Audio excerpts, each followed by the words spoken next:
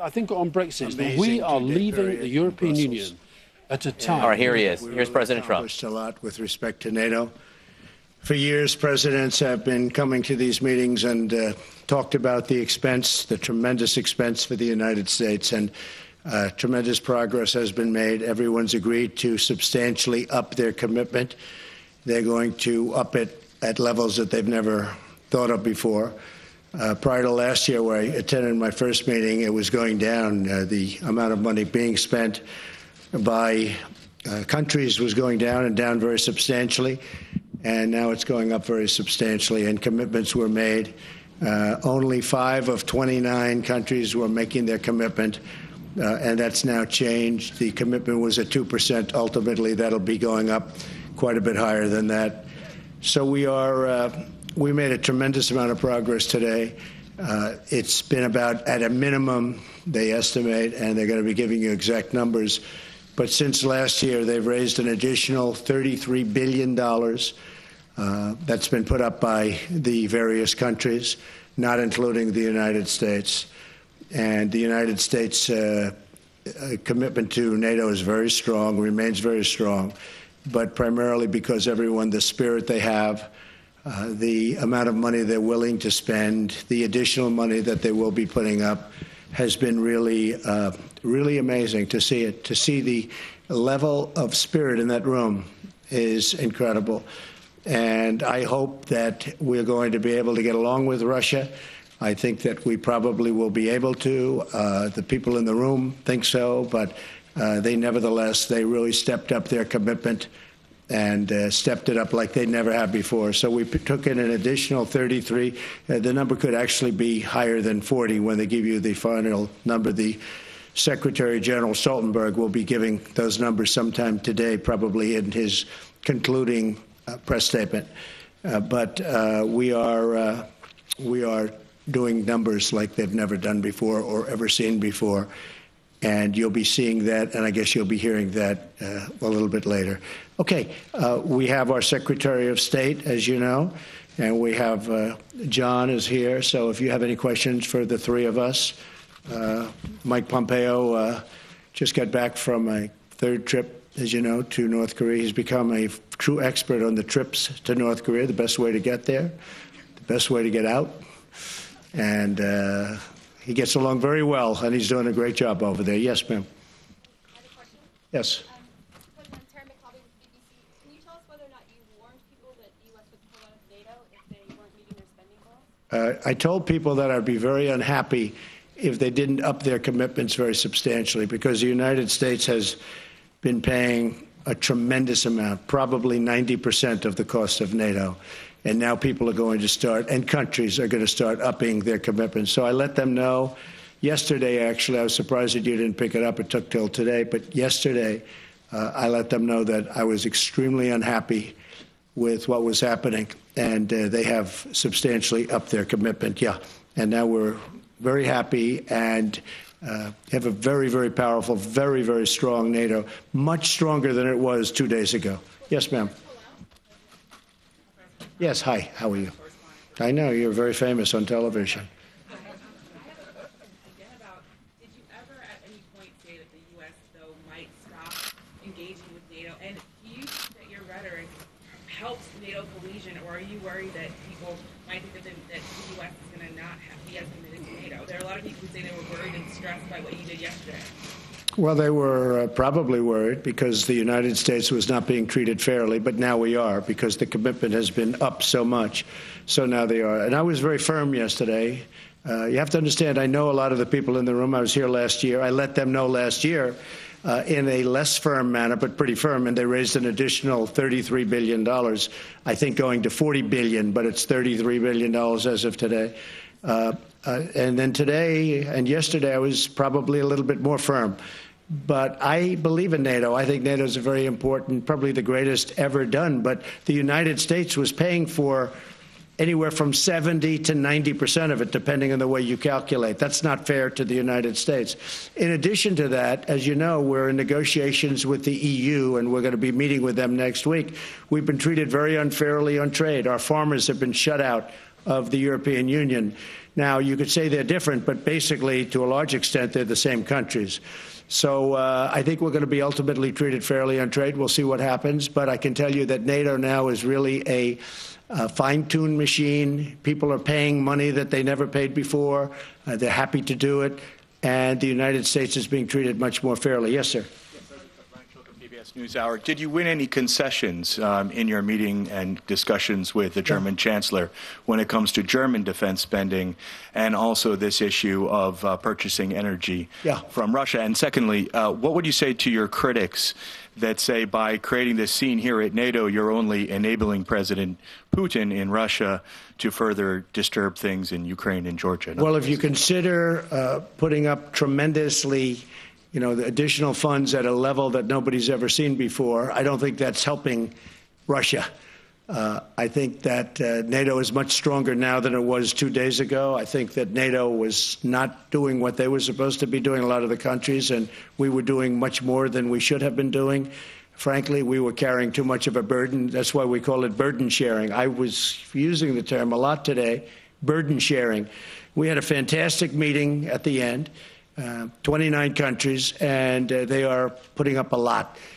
Germany has increased very substantially their time period, and Germany's coming along, and we still have to figure out what's going on with the pipeline, because the pipeline is coming in from Russia, so we're going to have to figure that out. I brought it up. Nobody brought it up but me, and we all are talking about it now. And actually, I think the world is talking about it now, maybe more than anything else, but we're going to figure that out. And frankly, maybe everybody's going to have a good relationship with Russia, so there'll be a lot less problem with the pipeline. But to me, that was a very major point of contention. We discussed it at length today. Germany has agreed to do a lot better than they were doing, and we're very happy with that. We had a very good relationship with Angela Merkel. Yes. Mr. President. Yeah, go ahead. Hi, thank you. Margaret Talla from Bloomberg. Yes. After all these years, I know, Margaret. Go ahead. Thank you. Maybe I'm being dense here, but could you just clarify, are you still threatening to potentially pull the United States out of NATO for any reason? And do you believe you can do that without Congress's explicit support and approval? I think I probably can, but that's unnecessary. And the people have stepped up today like they've never stepped up before. And remember the word, $33 billion more they're paying. And you'll hear that from the Secretary General in a little while. He thanked me, actually. He actually thanked me. And everybody in the room thanked me. There's a great collegial spirit in that room that I don't think they've had in many years. They're very strong. So, yeah, very, very unified, very strong, no problem, right? We're in NATO. No, okay. No problem. Mr. President, Jonathan Lemire with the Associated Press. Sure.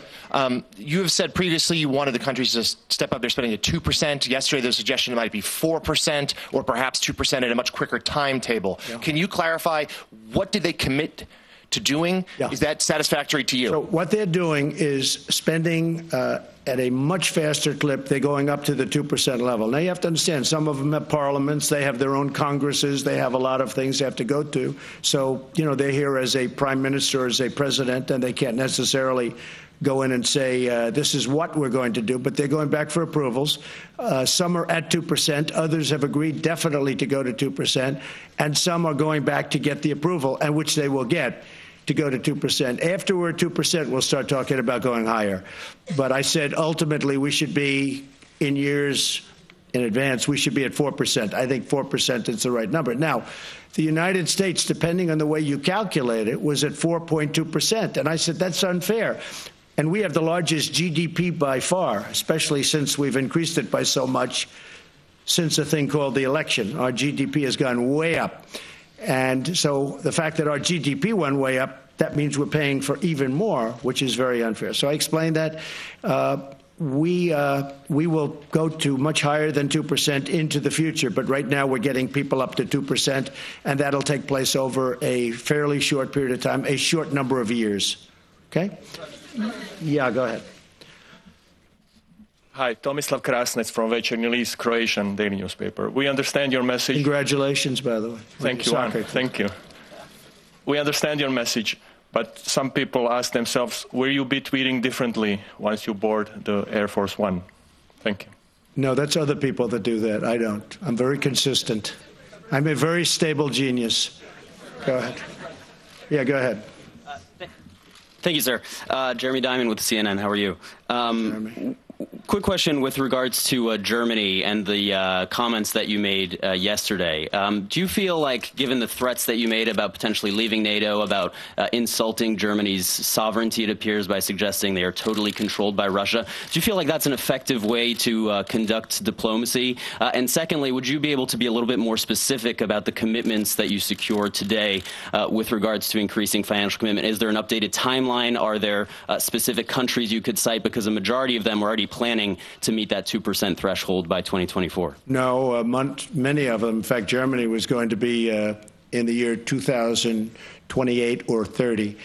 Yeah, I think it's a very effective way to deal, but I didn't deal exactly the way you said. I have great respect for Germany. My father's from Germany.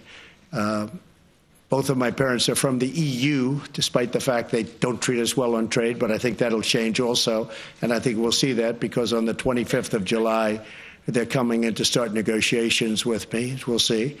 And if they don't negotiate in good faith, we'll do something having to do with all of the millions of cars that are coming into our country and being taxed at a virtually zero level, at a very low level.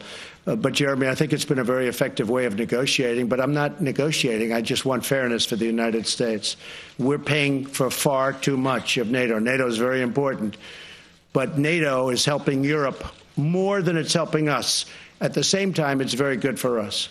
So we have now got it to a point where people are paying a lot more money, and that's starting really last year. It really had, as you were there last year.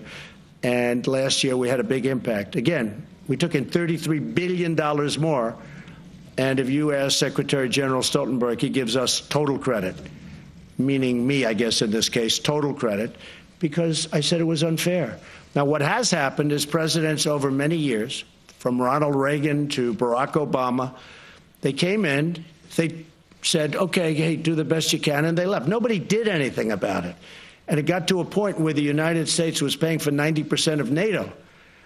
And that's not fair. So it's changed. We had a really good meeting today. We had a great meeting in terms of getting along. I know most of the people in the room because of last year, because of the year and a half that we've been in office, year and a half plus. But we have a great relationship. Everybody in that room, by the time we left, got along, and they agreed to pay more, and they agreed to pay it more quickly. Yeah, go ahead, Phil. Hey, Mr. President, Philip Rucker from the Washington Post. You tweeted yesterday, what good is NATO? And you've talked about NATO as an alliance that benefits Europe, that defends and protects Europe. Do you see any value of NATO to the United States vis-a-vis Russia? Does it help protect the United States from Russia, in your view? I think it's another very strong ally, as together it's much stronger than, obviously, individual countries. I think it's the way we have it now. I think it's I think NATO got, you know what was happening with spending prior to my getting into office. The numbers were going down. Now the numbers have gone up like a rocket ship. The numbers have gone up a lot, and they've gone up rapidly, and they're now going up further. So I think NATO is going to be very, very effective. I'm very impressed with, and really know, and he's a friend of mine, but Secretary General Stoltenberg has done a fantastic job and putting it all together. And we were the ones that really, we gave him an extension of his contract, as you know. I think he's done a really good job. I think that when I was saying that, I am very concerned with the pipeline. I don't like the pipeline. And when I talk about NATO, I say, how do you have NATO? And then you have somebody paying the people that you're protecting against. But maybe we'll get along with the group that we're protecting against. I think that's a real possibility. As you know, I'm meeting with President Putin on Monday. And I think we go into that meeting not looking for so much. We want to find out about Syria. We will, of course, ask your favorite question about meddling. I will be asking that question again. But we'll also be talking about other things. We'll be talking about Ukraine. Ukraine was here today, by the way. And, you know, it's very interesting to hear what they had to say. So, excuse me? What if he denies Well, he may. I mean, look, he may. You know, what am I going to do? He may deny it. I mean, it's one of those things. So all I can do is say, did you, and don't do it again. But he may deny. I mean, well, you'll be the first to know. Okay? Go ahead. Yes, go ahead. President Robert Wall with the Wall Street Journal. Yes. If the Germans and the Canadians and others don't come up to 2%, what is your fallback position? How will you up the pressure to make them actually? Well, they will. They will. I have no doubt about it. They all made commitments, and they will be up to 2%. It'll be over a relatively short period of years. Okay? Thank you so much. Yes, go ahead. Georgian TV, Palestine News. Mr. President, what do you think today needs or not Georgia most support from NATO? And I want to ask about Georgia. They were here today represented. Yes, and will you talk about Georgia in a meeting with with President Putin? Well, they were here. They made a very favorable impression, and we listened to their plight. It's a tough situation with Georgia, but they made a very favorable impression in the room. Okay? Yeah, go ahead. Go. One more go ahead. Oh, I'm sorry. Yeah, you really did. Come on, go ahead. Well, I had a question as well, but nonetheless, I'll ask her. Will you recognize? Go ahead. Will you recognize Russia's will you recognize Crimea as part of Russia when you meet President? That's an interesting question because, you know, long before I got here, President Obama allowed that to happen. That was on his watch, not on my watch. You know, people like to say, oh, Crimea, but the fact is they built bridges to Crimea. They just opened a big bridge that was started years ago. They built, I think, a submarine port, substantially added billions of dollars. So that was on Barack Obama's watch. That was not on Trump's watch. Would I have allowed it to happen? No, I would not have allowed it to happen. But he did allow it to happen. So that was his determination. What will happen with Crimea from this point on, that I can't tell you. But I'm not happy about Crimea. But again, that was Barack Obama's watch, not Trump's watch. Yeah, go ahead. Sure. Jeff Mason from Reuters, sure. Mr. President. I know, Jeff. Regarding your summit with President Putin, will you be raising arms control issues? Would you like to extend New START? And will you raise concerns about violations of the INF Treaty? Yes. And as a follow-up to the NATO meeting today, will you suggest to him or would you consider stopping military exercises in the Baltic states if that's something that he requests? Well, perhaps we'll talk about that. But I will say that we are going to be talking about those three issues and many more. We'll be talking about it, Jeff. Okay? Go ahead. Go ahead. Ivo Caizzi, Corriere della Sera. We are in the NATO headquarters that costed almost the double as planned before. I would like to know if you are planning to guarantee the taxpayers that the new money that is flowing into NATO will be spent in the best possible way, especially the money coming from countries that have several problems with the public finances. Well, the money will be spent properly. And one of the things that we have many wealthy countries with us today, but we have some that aren't so wealthy. And they did ask me if they could buy the military equipment and could I help them out? And we will help them out a little bit. We're not going to finance it for them, but we'll make sure that they're able to get payments and various other things so they can buy. Because the United States makes by far the best military equipment in the world, the best jets, the best missiles, the best guns, the best everything. We make by far. I mean, that's one thing. I guess I assumed it prior to taking office, but I really learned since being president, our equipment is so much better than anybody else's equipment. When you look at our companies, Lockheed and Boeing and Grumman, what the material, the equipment that we make is so far superior. Everybody wants to buy our equipment. In fact, it's a question, can they make it? Because they are doing very well. Can they make it for so many people? So we are helping some of those countries get online and buy the best equipment. Yeah, go ahead. Hi, I'm Kristen Brown with Fox News. On your upcoming summit with President Putin, did any of your allies here express any specific concerns or talk to you about any messages that they'd like you to take with you when you go to the summit? Yeah, just the opposite of concern. They actually, and they'll probably come out with a little bit of an edict, but they actually thanked me for meeting with President Putin. I look forward to the meeting. They thanked me. They thought it was a great thing that I was doing it, and they gave us our best wishes, or their best wishes. Now, with that being said, we'll see what happens. just a loose meeting. It's not going to be big schedule. I don't think it should take a very long period of time, and we'll see where it leads. But it could lead to something very productive, and maybe it's not. But I think meeting with people is great. We had a great meeting with Chairman Kim, and I'll tell you, Mike Pompeo did a fantastic job. I might ask you to say a few words, Mike, while you're here. Just 1 second. Mike, go ahead. Thank you, Mr. President. So I did. I returned, actually came straight from North Korea with a couple of stops here to Brussels. We had a productive conversation. There remains a great deal of work to do, but I think most importantly, my counterpart Kim Yong-chol made a commitment consistent with what President Trump was able to achieve with Chairman Kim, which was they intend to denuclearize, they're going to accomplish it, and now the task is to get it implemented. I think just to finish on that, so important. That was an amazing, really an amazing meeting, I thought. And I really think that we established very good relationships. We'll see where it all lands, but there have been no missile tests. There have been no research. They have blown up a site. I hear they're blowing up another site, missile site. They've taken down all of the propaganda. In fact, somebody said there's no more music playing at the borderline. The music was going on for many years. They said recently that, wow, there's no more of the heavy music and the propaganda.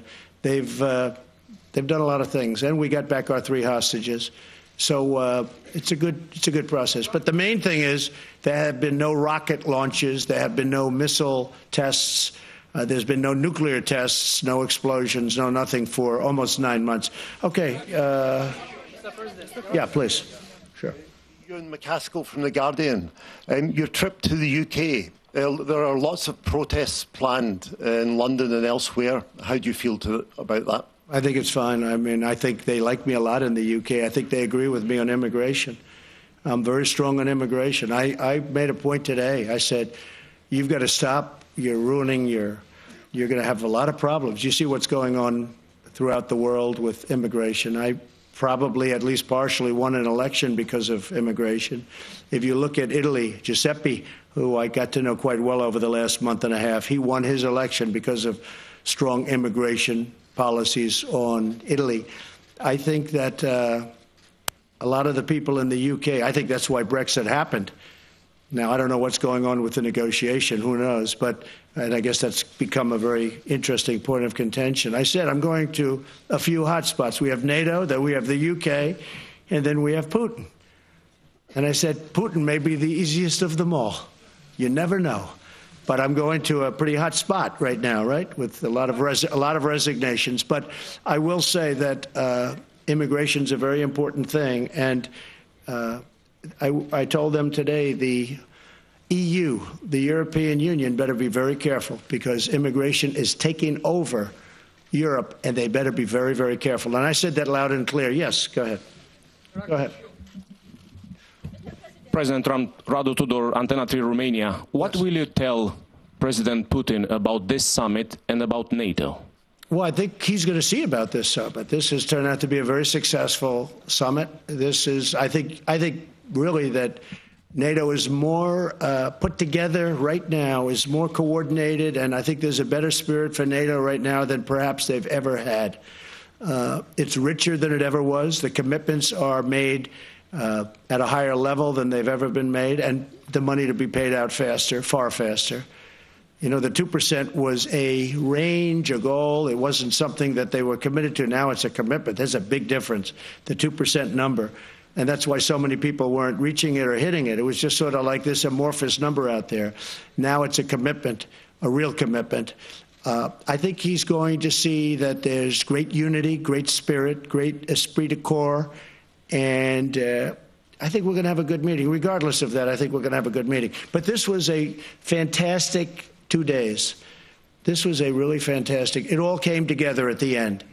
And yes, it was a little tough for a little while, but ultimately, you can ask anybody at that meeting, they're really liking what happened over the last 2 days. There's a great, great spirit leaving that room. Yes, sir, go ahead, please. Yeah, Jonathan Beale from BBC. I just wonder, you think you're going to get along with President Putin at that meeting? Could you just tell us, why do you think that? Is there something you admire about him? And the second question, because you're just about to go to the UK. Well, he's a competitor. He's been very nice to me the times I've met him. I've been nice to him. He's a competitor. You know, somebody was saying, is he an enemy? No, he's not my enemy. Is he a friend? No, I don't know him well enough. But the couple of times that I've gotten to meet him, we got along very well. You saw that.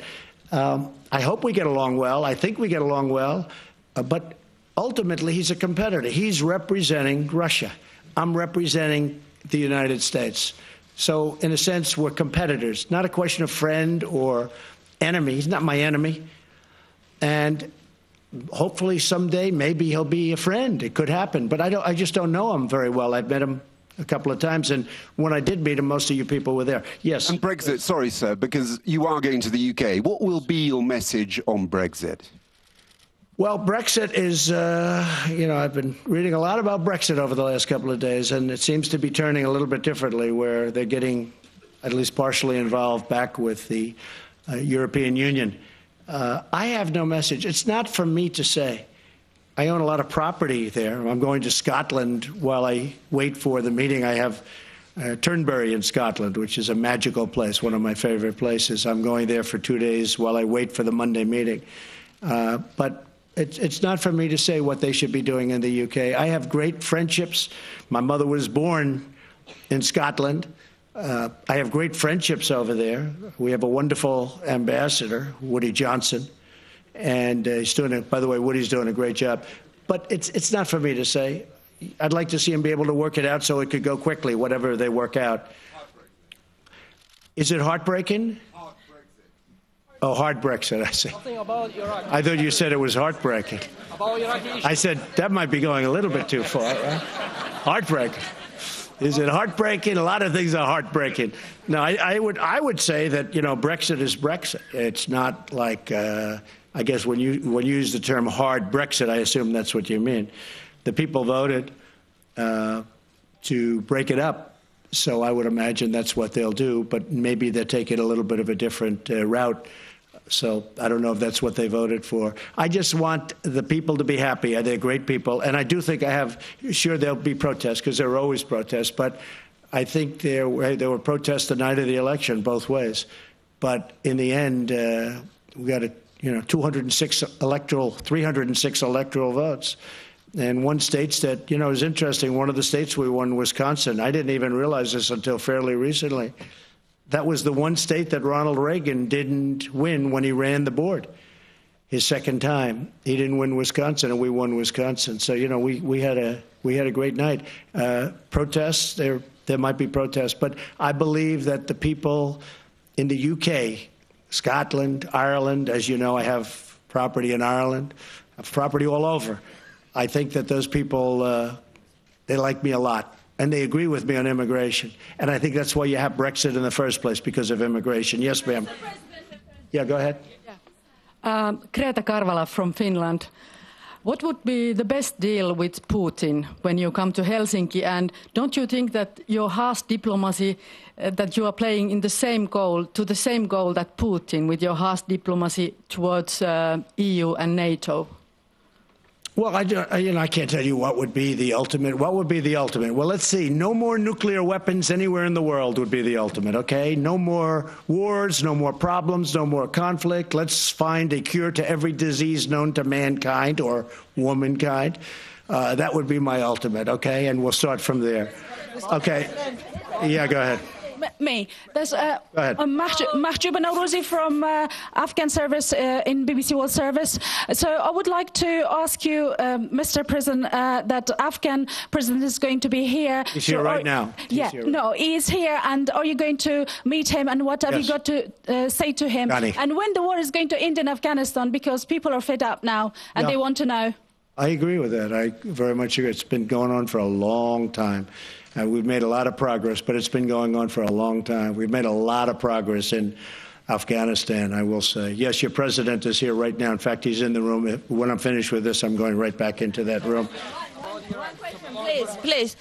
Georgian Public Broadcaster, Mr. President, can you tell us what do you think about future membership of Georgia in NATO, please? Well, at a certain point, they'll have a chance. Not right now. They just left the room. But at a certain point, they'll have a chance. Yes, sir. Go ahead. Barza Hassan, reporter for Kurdistan 24. Are you going to continue to support the Kurdish forces, Peshmerga, in Iraq? Thank you. I think the Kurds are great people. They're incredible fighters. They're wonderful, warm, intelligent allies in many cases, as you know. It's different groups of people, but they're great people. I do. I believe they're great people. Yes, go ahead, please. Mr. President, Marcus Price, working with ARD German TV. Yes. You said Putin isn't an enemy, isn't a friend, it's just a competitor. A competitor. Do you consider him as a security threat for Europe or to the US? Thank you. Hey, I don't want him to be, and that's, I guess, why we have NATO. And that's why we have a United States that just had the largest military budget ever, $700 billion approved, $716 billion next year. No, I hope that we'll be able to get along. I've said from day one, whether it's China or Russia, you know, we're working on trade with China right now, and I don't say that's an easy situation, because that's been years of abuse of the United States by presidents, frankly, that allowed that to happen. So I've taken over a lot of bad hands, and I'm fixing each one of them, and I'm fixing them well. But China is going to be, I think, very successfully, ultimately taken care of. I have a great respect for their president, as you know. President Xi spent 2 days there. It was among the most magical 2 days I've ever lived. And I think we're going to end up doing something very good with China. Right now we're in a pretty nasty trade battle, but I think ultimately that'll work out. I really think we have a big advantage. You know, we picked up $8 trillion in value and worth since I became president, and we're close to 2 times the size of China. A lot of people don't know that. And, you know, we're going to negotiate a fair deal if that's possible. Okay.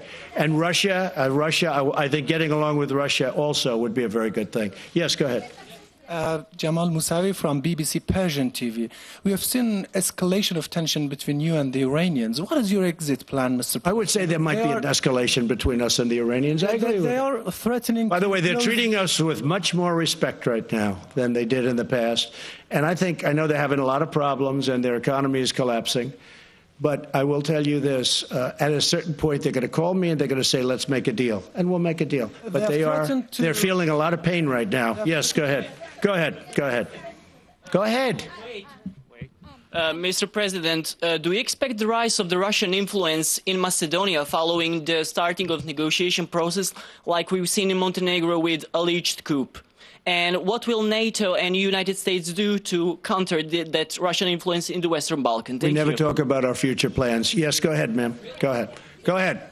Thank you very much, Mr. President. Thank you very much. My name is Ala Shali from Roda TV from Kurdistan, Iraq. My question is about the government of Iraq. You know, after 2 months election, the government in Iraq has not been formed. What's the role from USA? And you want to talk about Syria with President Putin. Can I have any information about Kurds in Syria? Thank you very much. So I hope we get along well with Iraq. We've certainly spent a great fortune in Iraq and many, many lives, thousands and hundreds of thousands of lives, if you think, on both sides, which I always think about both sides, not just our side. And they had an election, and I hope we're going to be able to get along, and we'll see how that goes. We've already been talking to the people that won the election. I was not in favor of that war. I was very much against that war. I never thought it was a good thing, but that's another deck of cards that I inherited, and we'll do the best we can with it. I think the election was pretty conclusive, and again, we've spoken to them. We'll see what happens. Yes, sir, go ahead. Go ahead. To the next event, we have time for one more question. Good. I'm Asia Atrous from Asabah newspaper in Tunisia. I come from a very far country, a small country in northern Africa, Tunisia. My question, Mr. President, we really admire what you are doing in North Africa, and we really wish and hope that something again will be done in the Middle East to avoid people more wars and more blood and more killings in the Middle East with a just peace process that gives everyone its... We're looking for peace, and Africa, as you know, is It's on our very strong list. But we're looking for peace. We want peace all over. We want to solve problems. We're looking for peace. Africa right now has got problems like few people would even understand. They have things going on there that nobody could believe in this room. If you saw some of the things that I see through intelligence, what's going on in Africa, it is so sad and so vicious and violent. And we want peace. We want peace for Africa. We want peace all over the world. That's my number one goal, peace all over the world. And we're building up a tremendous military because I really believe through strength you get peace. But we're going to have a military like we've never had before. We've given out orders for, the best fighter jets in the world, the best ships, the best everything. But hopefully we'll never have to use them. That would be a dream. To buy the best stuff, to have the best stuff, to have the best equipment in the world, and to never have to use it would be a really great part of my dream. Thank you very much, everybody. Thank you. I'm going to be leaving in about a half an hour. Thank you. Ladies and gentlemen, please. President Trump wrapping up about a 40-minute news conference in Brussels on his way to London, where I am sitting right now. A fascinating moment in international history there. The president finishing up a two-day meeting with NATO leaders. These are America's greatest allies. And what we saw just there was President Trump declaring victory over them, suggesting that he pushed NATO leaders to spend more on their own defense, calling this a wildly successful NATO meeting. There's a lot to discuss, a lot of statements he made. We will dissect every part of it, but let's start with the big headline. Joining me now, Alistair Campbell. He was Director of Communications for former Prime Minister Tony Blair here in the UK. Also joining us, CNN National Security Analyst Michael Hayden. He was Director of the NSA and CIA. CNN Global Affairs Analyst Max Boots. CNN International Diplomatic Editor Nick Robertson with us. Also Caitlin Collins, who covers the White House. Nick, I want to start with you. The context for this news conference the president just gave is that European leaders, NATO leaders who had been part of these emergency meetings over the last several hours in Brussels, had been saying that the president outright threatened them, suggesting the United States was willing to, quote, do his own thing if these other NATO countries did not spend more on defense. The president in this news conference says he won the commitments he was looking for. The president said that every NATO leader will tell you, ask anybody, he says, these were successful meetings. I'm asking you, Nick Robertson, do the other NATO leaders consider these last 24 hours in Brussels successful?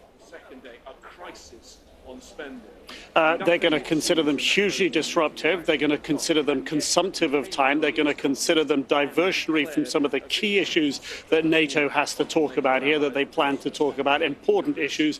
It's hard to get all these leaders together. So they're going to be frustrated that President Trump has come in as a disruptor. And President Trump, in his own words there, has not been able to spell out any specific change to what NATO leaders had already agreed to. He again used that figure of 4.2% of US GDP contributing to defense spending. That has been challenged. That's believed to be closer to 3.57%. So there's going to be a feeling that President Trump is mixing up details that they would feel that he should be more familiar with, that he is wasting their time, and that is putting undue pressure on them. Now, we will hear later from these leaders. We will obviously get more detail. He did say that the NATO Secretary General Jens Stoltenberg would give us a further update on some of the figures.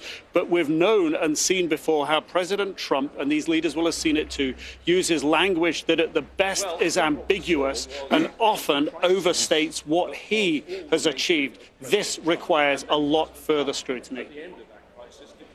All right, we just watched the president depart moments ago, his motorcade leaving for the airport. He will fly here to London from Brussels. The president claimed that NATO leaders committed an additional 30 to 35 billion, I believe, in defense spending over the next several years. The president also said incorrectly that the United States spends 90% of the NATO defense budget. That is not true. U.S. defense spending constitutes somewhere around 67 or 68% of the defense spending from NATO nations. Alistair Campbell is here with me in London. He did, we believe, get some concessions in the sense that European leaders, NATO leaders, are going to spend more on defense. That was the president's main goal.